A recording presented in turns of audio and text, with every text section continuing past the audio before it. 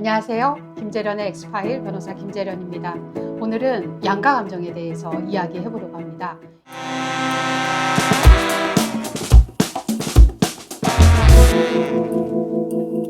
양가 감정이라는 것은 우리 마음속에 두 가지 이상의 감정이 모두 들어있는 것을 의미합니다.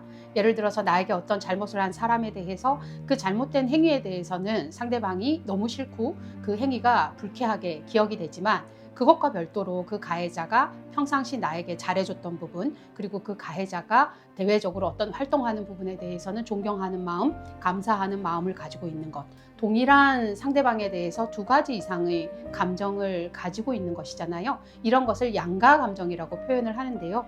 우리 성폭력 사건의 경우, 아는 사이에서 발생한 성폭력이라든지 친족 사이에서 발생한 성폭력의 경우에 피해자가 가해자에 대해서 이런 양가 감정을 가지는 경우들이 굉장히 많이 있습니다. 제가 지원했던 사건 중에서 친족 성폭력 사건이 있었습니다. 이혼을 한 아빠가 딸을 지속적으로 성폭력을 한 사건이었는데요. 이 딸이 아버지로부터 그런 성적 괴롭힘을 당하는 것이 정신적으로도 스트레스고 신체적으로도 힘들었기 때문에 혼자서 고민하다가 학교 선생님에게 상담을 했고, 선생님께서 이거는 범죄이기 때문에 아빠를 신고해야 된다라고 이야기를 했거든요. 여기에 대해서 딸이 싫다고 얘기를 합니다. 그 이유는 신고를 하게 되면 콩가루 집안이라고 소문나는 것이 걱정된다. 그리고 무엇보다도 아빠가 신고하게 되면 처벌받고 교도소에 가게 될 텐데 그런 것이 두렵다라고 이야기를 했거든요. 피해자는 이런 두려움 때문에 신고하지 않겠다라고 했고, 선생님은 학생인 이 피해자의 의사를 존중한다라는 이유로 신고 의무를 다하지 않았던 사건이었는데요. 이 케이스 경우에는 피해자가 결국은 자신의 고통을 참지 못해서 사촌에게 이야기를 했고, 사촌이 신고를 해서 사건이 진행됐었습니다. 그 당시 피해자를 위해서는 국가가 무료로 법률 구조를 할 수 있는 법률 조력인 제도를 시행을 하게 됐었고, 제가 이 법률 조력인으로 피해자를 지원했던 사건인데요. 이 사건은 제가 피해자를 만나서 피해 내용에 대해서 이야기를 들으며 피해자가 굉장히 상세하게 어떤 상황에서 아버지가 성폭력을 했는지, 그리고 그때 아빠가 한 행동이나 말은 무엇이었는지, 본인이 어떤 불편함을 가지고 있었는지, 그리고 왜 학교 선생님에게 상담을 하게 됐는지, 이런 것들을 차분하게 잘 이야기를 했었거든요. 그래서 저는 가해자가 구속이 되고 기소가 돼서 재판을 진행할 때 피해자가 법정에 가서도 피해 사실에 대해서 있는 대로 잘 이야기할 것이라고 예상을 했었거든요. 제 예상과는 달리 피해자가 법정에서 증인으로 출석했을 때 판사님이 질문하는 것에 대해서도, 그리고 특히 피고인, 즉 아빠의 변호사가 질문하는 것에 대해서 말을 거의 하지 못했습니다. 너무 이야기를 하지 못해서 그 옆에 앉아있는 제가 정말 답답할 지경이었는데요. 이렇게 피해자가 피해 사실에 대해서 이야기를 제대로 하지 못하는 것을 보고 검사님이 마지막에 피해자한테 이야기를 했습니다. 피해자가 지금까지 이야기를 제대로 하지 못한 것 같은데 마지막으로 하고 싶은 얘기가 있으면 법정에서 다 해도 좋다라고 했거든요. 그때 피해자의 첫 마디가 밥은 잘 먹고 있는지 미안해요 라는 이야기였습니다. 구속되어서 교도소에 있는 아버지가 밥을 잘 먹고 있는지 피해자는 염려가 되었던 것입니다. 그리고 본인의 신고로 인해서 아버지가 구속된 것이 미안했습니다. 그래서 피해자는 미안하다라고 이야기를 합니다. 밥은 잘 먹고 있는지 미안해요 라고 이야기를 했고, 저는 그 법정에서 피해자가 왜 그 말을 했는지 이해가 되었습니다. 그런데 그 순간 범죄 사실을 부인하고 있는 피고인의 변호인이 벌떡 일어나더니 피해자에게 이야기했습니다. 증인, 지금이라도 늦지 않았어요. 결국 증인을 보호해 줄 수 있는 사람은 가족밖에 없어요. 지금이라도 사실을 있는 대로 이야기를 하세요 라고 얘기했습니다.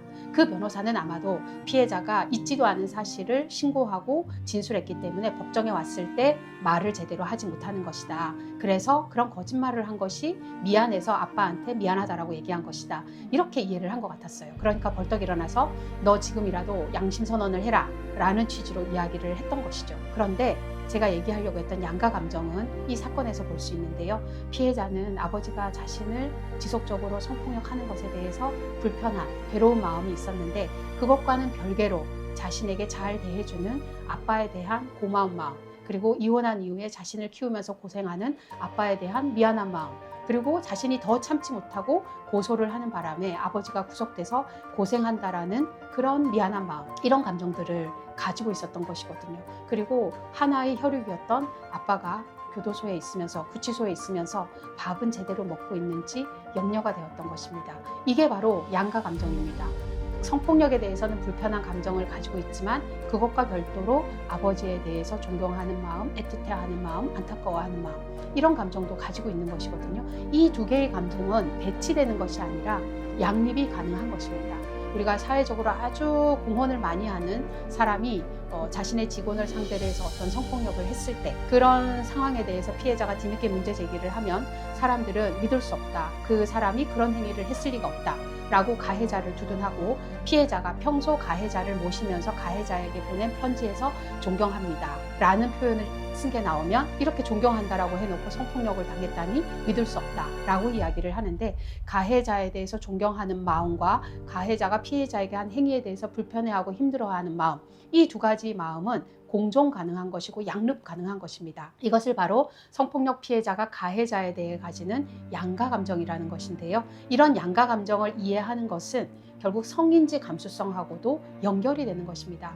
피해자가 가해자에게 미안해요, 밥은 잘 먹고 있는지 라는 말을 했을 때 그 말 한마디를 가지고 피해가 없었기 때문에 이런 미안하다는 말을 하는 거구나. 이것은 성인지 감수성 없이 전체적인 맥락을 무시한 상태에서 상황을 보는 것이죠. 전체적인 맥락 속에서 보면 피해자는 본인의 신고로 인해서 아버지가 고생하는 것에 대해서 미안한 마음을 가지고 있지만 그 전에 이미 학교 선생님하고 상담을 할 때 아버지가 자신을 오랜 기간 성착취한 것이 어떤 불편함이 있었는지, 그러나 고소하지 못하는 것은 어떤 두려움 때문인지 이런 것들을 쭉 이야기를 해왔잖아요. 이것은 전체 맥락 속에서 살펴볼 수 있기 때문에 피해자가 법정에서 한 단어, 문장 하나를 가지고 판단하는 것이 아니라 전체적인 맥락 속에서, 즉 피해자가 처한 특별한 사정을 구체적으로 살펴서 판단을 하게 되면 이런 양가 감정에 대해서는 이해할 수 있게 되는 것입니다. 결국 지금까지 제가 지속적으로 이야기한 것들이 다 연결되는 개념인데요. 성폭력 피해자가 가해자에 대해 가지고 있는 감정은 하나의 감정으로 정리되는 것이 아닙니다. 고마움과 불편함이 양립 가능하고 그런 감정이 피해자의 마음속에는 공존하는 것입니다. 이것을 이해하기 위해서는 전체적인 맥락 속에서 들여다봐야 하는 것이고 두 사람 사이 관계의 본질이 무엇인지를 살펴보고 피해자가 처한 구체적인 사정 속에서 전체적인 부분을 판단을 해야 하는 것이죠. 그리고 피해자가 그 당시에 왜 싫지만 싫다는 말을 할 수 없었는지, 피해자가 가지고 있는 두려움의 본질은 무엇인지 이런 것들을 우리가 충분히 피해자의 관점에서 들여다볼 수 있게 되는 것입니다. 저는 이 사건을 지원하면서 잊을 수가 없어요. 그 피고인의 변호사가 피해자가 미안하다라고 얘기하고 밥은 잘 먹고 있는지 라는 이야기를 했을 때 벌떡 일어나서 양심 선언을 하라는 취지로 피해자를 다그쳤던 그 장면을 잊을 수가 없는데요. 안타깝게도 이 사건은 1심에서 무죄 판결이 나왔었습니다. 재판부에서는 피해자의 피해 사실을 뒷받침할 만한 어떤 증거가 없다고 봐서 무죄 판결을 했었고요. 저희가 검찰하고 상의를 해서 즉각 항소를 했었고 항소심에서는 사건이 바로 잡아졌습니다. 그 바로 잡아진 항소심 사건에서 피해자가 판사님께 편지를 써서 제출했습니다.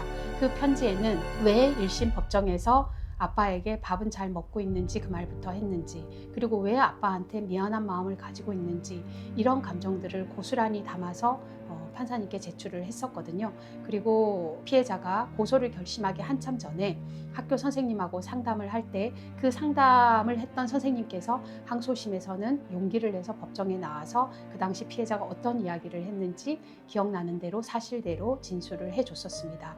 그리고 항소심 결심 공판을 할 때 제가 판사님께 16살 피해자가 학교 선생님에게 상담을 하면서 이야기했던 그 진술과 법정에 처음 보는 사람들이 있는 법정에서 피해자가 제대로 피고인의 변호인의 질문에 답하지 못하고 했던 이 진술하고 비교해 봤을 때 어떤 진술이 더 신빙할 만한지 판사님께서 헤아려 달라라고 이야기를 했었습니다.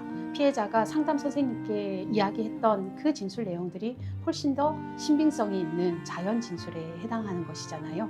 그리고 제가 마지막으로 판사님께 이 어린 소녀가 더 이상 아빠에 대해서 미안한 마음을 갖지 않아도 되도록 현명하게 판결을 해달라라고 말씀을 드렸었고요. 이 사건 항소심에서는 1심 판결이 바뀌어서 다시 유죄 판결이 나왔고 가해자가 친족 성폭력으로 엄중하게 처벌을 받았었습니다. 결국 재판부에서 성폭력 피해자가 가지는 양가 감정을 어떻게 이해하는지에 따라서 유무죄가 달라질 수도 있는 사건이었고요. 우리 일반인이 피해자가 가해자에 대해 가지는 이런 양가 감정을 이해할 경우에는 피해자에게 공감하고 피해자를 지지해 줄 수 있지만 이런 양가 감정을 제대로 이해하지 못하는 경우에는 피해자를 꽃뱀이라고 공격하고 비난하는 그런 일이 발생하게 되고, 그런 2차 가해로 인해서 피해자들은 사건을 문제 제기하기 이전보다 훨씬 더 고통스러운 상황 속에서 힘들어하게 됩니다. 양가 감정을 이해하는 것은 피해자에게 공감하느냐, 피해자를 공격하느냐의 갈림길이 될 수 있습니다. 여러분은 어디에 서시겠습니까? 지켜보는 것에서 함께하는 것으로. 감사합니다.